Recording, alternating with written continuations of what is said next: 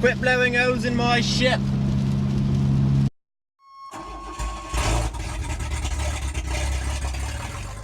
Okay guys, so today we're here to talk about why I bought the BRZ. And hopefully you guys don't get too much mic noise from the rain, because I have the mic facing away from the windshield, but it's raining like a friggin' hurricane out. So, we'll see how it goes. Why did I choose the BRZ over, say, a Genesis, an FRS, a Miata, that kind of thing? So I didn't buy this because I was brand loyal to Subaru, or because I loved the BRZ more than anything in the world. And lots of people do buy it for just that reason, and that's perfectly fine. Like, if you're brand loyal... Ooh, another icy corner. If you're brand loyal and that's why you buy your next car, that's perfectly okay, because you love that brand and you truly believe in it, and if that's what's going to make you happy every day, then do it. Because my family's only ever owned GM cars, and they will continue to only ever own GM cars. I was the only one to kind of break free from that a little bit and buy a Subaru, which was different. But you know, for me, I just wasn't as brand loyal to GM as they are, but it doesn't mean that it's okay. You guys are allowed to buy a car for whatever reason you want. You don't have to base it on what your family owns. You don't have to base it on what your friends are going to think is cool. Just whatever you look at, and when you're driving it, if it makes you happy, then you need to buy that car. So first off, I know everybody says this, so I just want to make sure I've covered it. This is not a drag car. This is not a fast car in a straight line. And you do not buy this car to have a fast car.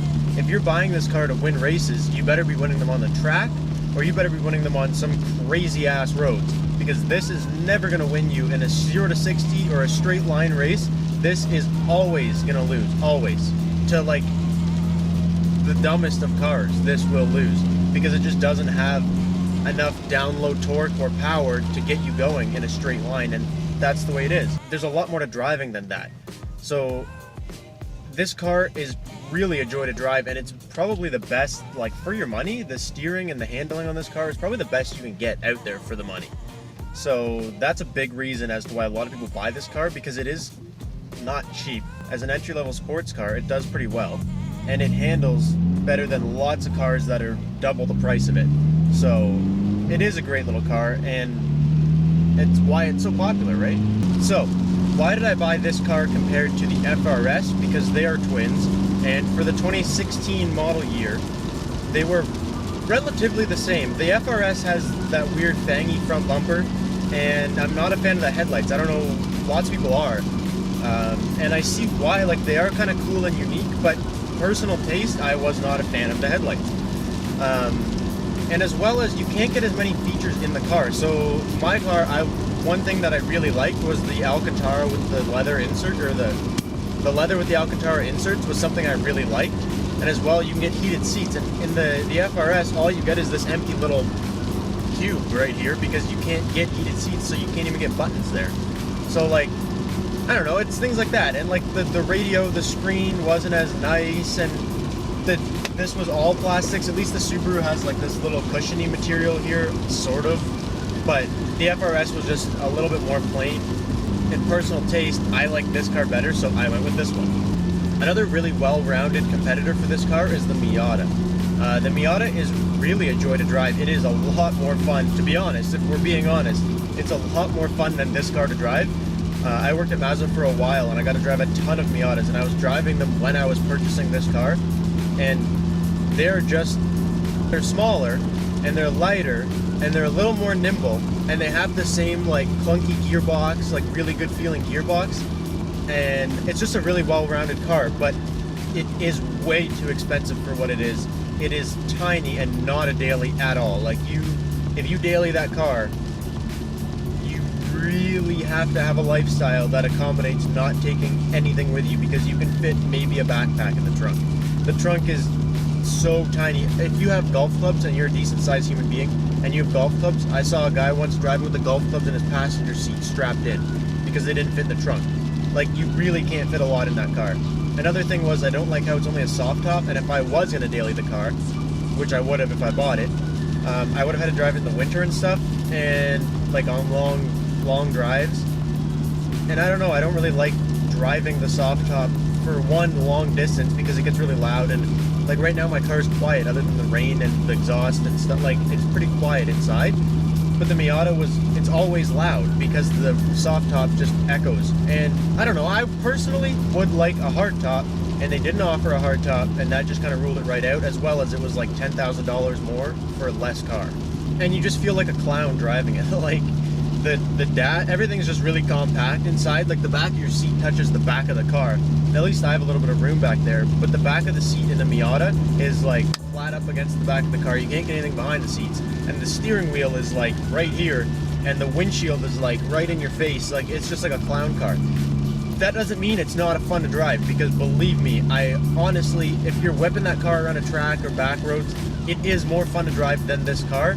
But as a realistic daily, I could not justify the purchase. So another car that this really compares with is the Genesis Coupe, the 4-cylinder one. But for me personally, I loved both cars, and it was really a no competition between the Miata and no competition between the FRS, even though I really did end up buying one. Like, you know what I mean?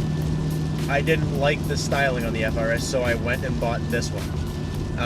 But the Genesis was really the only main competition because I equally loved that car. They're really nice to drive. The gearbox, though, if you compare it to a Genesis or a Miata gearbox, is really gummy. It's almost like a Mazda 3 transmission. It's just like, it doesn't feel as raw. They do have lots of problems, and they are known for having problems, but that's besides the point. The interior is really well laid out. What I didn't really get was it looked so much more premium than it felt. So you look in and you're like, oh wow, that's like almost a luxury sports car, but it wasn't. Because everything in there, like these are nicer materials to touch in this car than it was in the Genesis. That confused me because it looks like a really, really nice car, but when it came down to it, it really wasn't. Okay, now we're back on the black ice. Short intermission. Holy, it's hot. The weirdest thing is I drive this exact same way to work every day, and I pass this guy at the exact same mailbox every day, walking, but I'm never at the same time. Like today I'm at 8:43 in the morning, driving by. Yesterday I was at 8:30, I was really early yesterday, and he was at the exact same point in his journey. It's super strange. Another thing I didn't really like was the back seats on the Genesis. It's a bigger car, okay? All the dimensions are bigger. The interior space is supposed to be bigger. The exterior, the whole car is bigger. If you park them side by side, hands down, Genesis is a bigger car. But when you're in the back seat of the Genesis, I was in the back seat of the Genesis like this, hunched over trying to fit. And when I'm in the back seat of this car, I can sit and I just have to turn my head a little bit down because the glass will touch here. So it's strange how a bigger car can have less interior room, and that's something that I'm really not sure how they manage. So, chocolate point for the BRZ. So another weird thing about the Genesis is the trunk. On paper it has more cargo space, but it has this weird like Christmassy tree thingy to it, where it starts this big and then it just keeps going in and in and in, and by the time you get to the back it's like this little narrow trunk, whereas the BRZ is basically the same width all the way back. At the very end there's two little out spots, but the whole trunk's basically the same width front to back. So it's more usable. Like maybe the Genesis is bigger. I looked at it and I said this is not a bigger trunk, but the specs on paper said it was. But I looked at it and I said this is not a bigger trunk, and it's not as usable. So even though they both don't have a lot of trunk space, you can get more use, I believe, out of the trunk on this car. And that is also due in part to the fact that the back seats on this car solid fold. And yes, technically they do solid fold on the Genesis, but it has this little cutout thing in the trunk. I don't really know how to say this. So the BRZ has like a rectangle, almost. It has like a rectangular trunk space when it comes to where the trunk hits the back of the seat. But the Genesis has like this really weird U shape, and it takes away from how much stuff you can put through the trunk into the back seat of the car. So when you open up the back seats of this car, there is a magnificent amount of trunk space. The first day I had this car, I took it camping. We brought it home from the dealership and we jammed it. It truly does have more space in this car, and it is more usable than that Genesis Coupe. And last but not least, I just personally enjoy the interior. It feels more sporty, and I like the way it feels a little bit better. And when you're in a Genesis, the Genesis is like a trying to be higher end sports car-y, I don't know. Lots of bros love that car, and I see why, because it is a great car, and I loved it for a really long time, and a couple of my buddies, like 3 or 4 of them have a Genesis, and it is nothing but a great car. It just wasn't for me. And a 370Z is like a 350Z. The both of them are like another thing people compare to a lot. But a 350Z was older. I was buying a newer car, and a 370Z, when you get everything you want that's in this car, in that car, you are bankrupt. Like, bankrupt. So this car just ended up being the better option for moi. This is not a why you shouldn't buy these cars. This is just why I didn't. But that doesn't mean that you need to do it because I didn't. Because there's a lot of reasons why you might like another car over this car, and there's a lot of reasons why you might like a completely different style or brand or something that was never even thought of compared to this. Because everybody's different, everybody has different needs, and that's perfectly okay.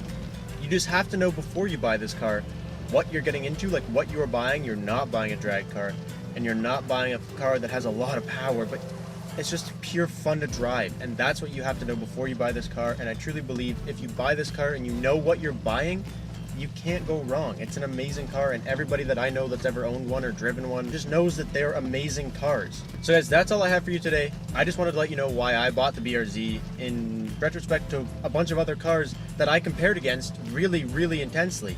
And I think I made the right choice. I'm super happy with it. I've had it for like almost 4 months now, and I'm thrilled that I made this choice instead of something else. Ooh, I forgot to say one thing.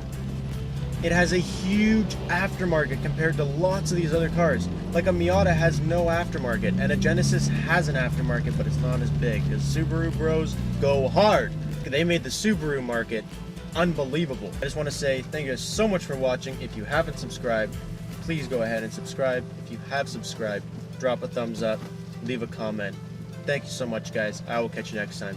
Peace out.